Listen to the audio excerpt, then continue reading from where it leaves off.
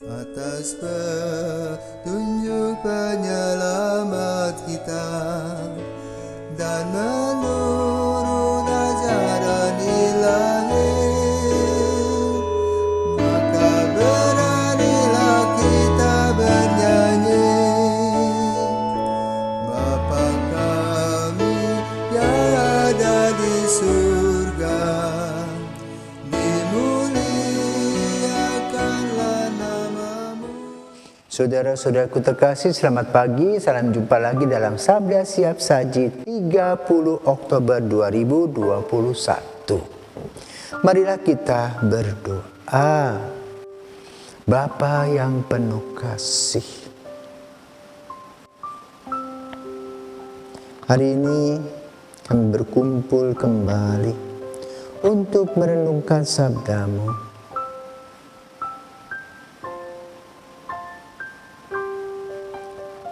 Biarlah sabda yang Engkau berikan dengan tekanan cinta kasih membuat kami rendah hati, mau berbagi,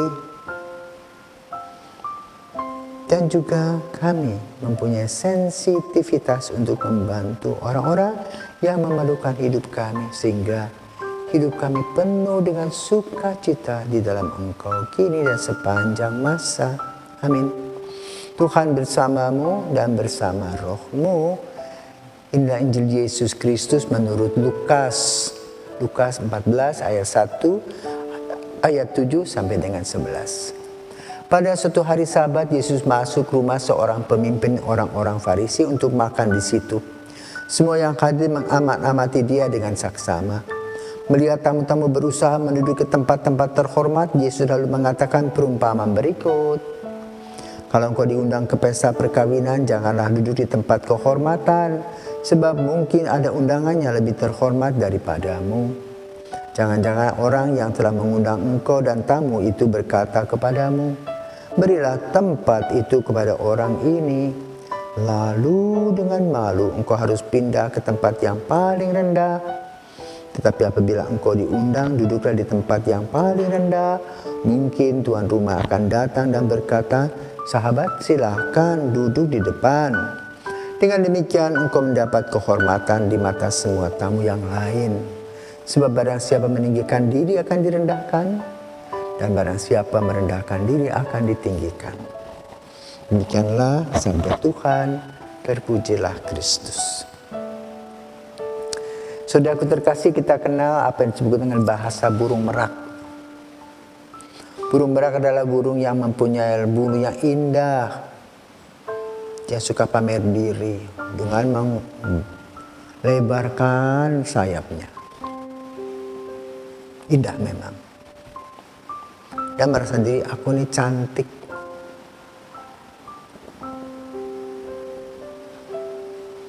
Sering kita dalam hidup kita berlaku seperti itu. Seolah-olah kita adalah orang yang paling hebat. Karena itu Yesus memberikan kepada kita nasihat masalah etiket relasi. Digambarkan dengan undangan, duduklah di tempat yang rendah, tidak usah menonjolkan diri. Yang penting hadir. Demikian pula dalam karya. Ada orang yang suka tampil ke depan, yang mengerjakan orang lain, yang tampil dia. Ada orang model seperti itu. Tapi ada juga orang yang menikmati saja, tidak perlu pujian-pujian. Yang penting betul dia melaksanakan tugas dengan sungguh baik dan dia merasa puas diri. Maka dia tidak memerlukan pujian.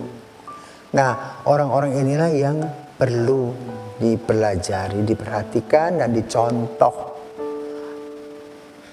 Yesus memberikan contoh tentang kesombongan yang terjadi dalam kehidupan kita sehari-hari. Pokoknya kita merasa hebat. Tahu-taunya apa? Kita tidak tahu punya apa-apa. Dengan cara apa? Tadi Yesus mengatakan ketika undangan datang, wah kita duduk di tempat terhormat. Padahalnya kita ini siapa. Duduklah di belakang, ya, supaya kamu dipanggil. Janganlah menonjolkan diri, karena juga ada orang yang lebih hebat dari kita.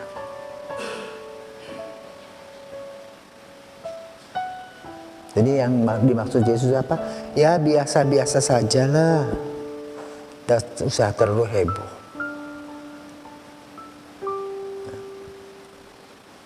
Demikian pula kalau ada pesta. Pesta. Wah heboh. Pinjam sana, pinjam sini untuk kenduri, entah untuk komuni pertama, entah pernikahan, entah ada wisuda. Wah pokoknya bermewah-mewah. Juga untuk perkawinan. Sudah itu harus bayar hutang bertengkar setiap hari. Untuk apa? Buatlah secukupnya yang kita mampu sehingga kita bisa betul-betul bisa menikmati hidup kita. Itulah yang diinginkan oleh Yesus. Wajarlah dalam kehidupan. Tidak usah aneh-aneh. Hanya untuk ingin dipuji orang. Rugi. Tetapi inilah mentalitas kita. Kan itu Yesus juga membicarakan tentang mentalitas orang-orang Yahudi yang ditujukan juga kepada kita pada zaman kita. So gengsi, prestise bukan prestasi. Itu hanya buang-buang waktu. Pencitraan, ya, show, tapi tidak mendasar. Demikian pula dalam hal iman sama. Maka kita menggali kedalaman iman kita dengan melalui kehidupan sehari-hari kita, mempelajari tentang sikap dan pikiran Yesus yang Allah manusia menjadi manusia yang solider, turun Allah menjadi manusia. Itulah kerendahan hati Yesus yang perlu kita pelajari, bukan kesombongan yang tidak ada artinya. Dan pendidikan ini harus dimulai sejak dini. Belajar rendah hati, bukan tinggi diri. Dengan melalui penghayatan kerendahan hati, anak-anak biasa ya, duduk bersama-sama. Seperti contoh kita lihat itu loh, presiden kita itu. Belusukan kemana-mana, bisa makan jagung bersama dengan rakyat kecil. Bisa gendong anak-anak Papua dengan sukacita. Bisa ngobrol dengan siapa saja. Bahkan bisa ngopi dengan orang-orang pedagang kopi jalanan. Rendah hati. Kita bersyukur ada contoh hidup pemimpin nomor 1 Indonesia itu orang yang rendah hati. Tidak membusungkan dadanya sebagai wah orang hebat.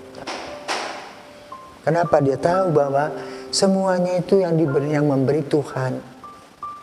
Nah, kita belajar. Ayo kita belajar.